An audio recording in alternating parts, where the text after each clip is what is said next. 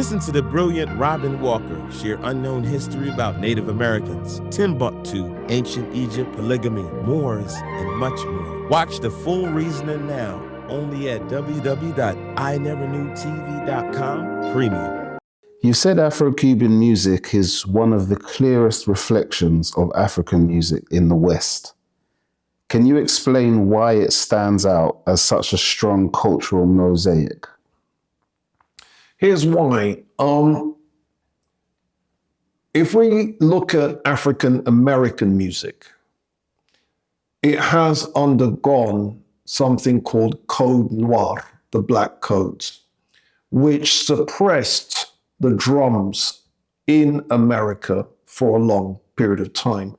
And so the polyrhythmic complexity of African music disappeared in African American music. All right.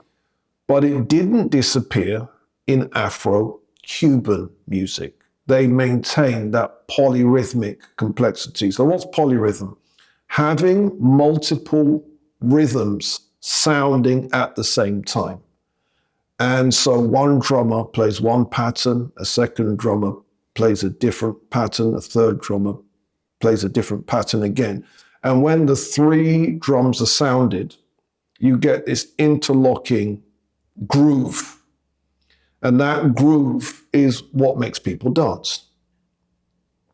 And Afro-Cuban music has preserved that complexity, where African-American music, they lost that complexity and their musicians had to go and find it. Right. And so you had specific jazz drummers, such as Art Blakey, spending time in Africa, learning African drum patterns and bringing that into jazz. Right.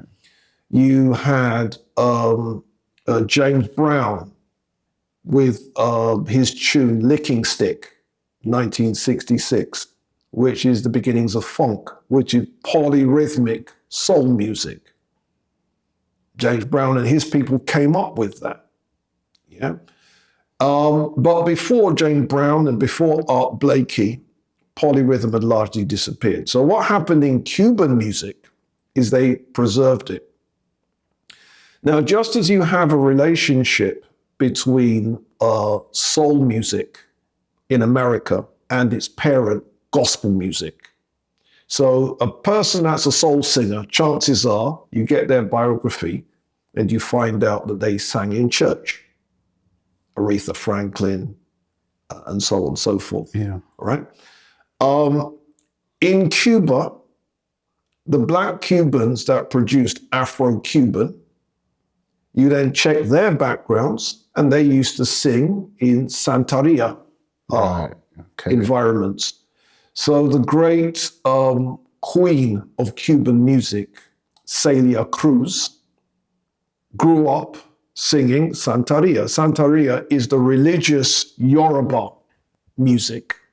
And she did that before crossing over into mainstream Afro-Cuban. This is the same stuff that gets called salsa.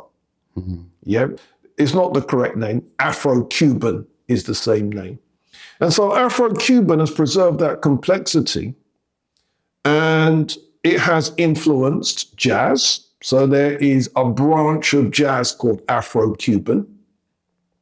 It has influenced some of the African-American soul groups. Some of them, you can hear the Afro-Cuban. So it's, and it's had a big impact in Africa. I remember seeing an interview with Salif Keita. Have I got his name correct? Yeah. And he used to listen to Cuban music. Right. Yeah, he grew up on it.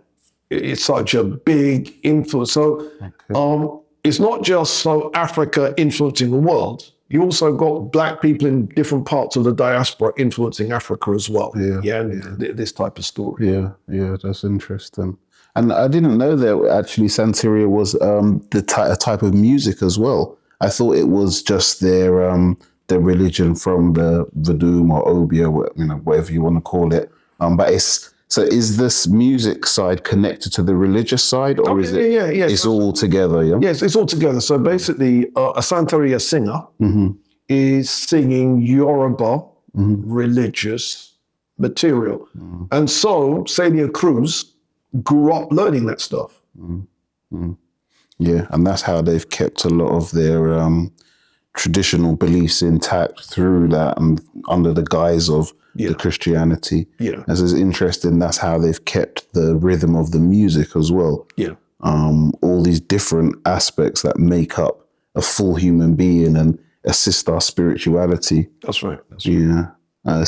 You got a very interesting lecture that I watched on where you're breaking this all down in terms of the music. And I've always thought, so I'd recommend that to anyone that's interested in music.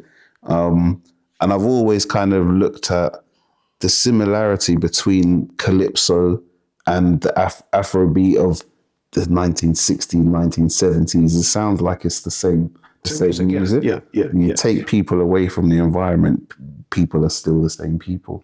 Yeah, and what's more, the musicologists are in total agreement. One great musicologist was the great jazz man Dizzy Gillespie.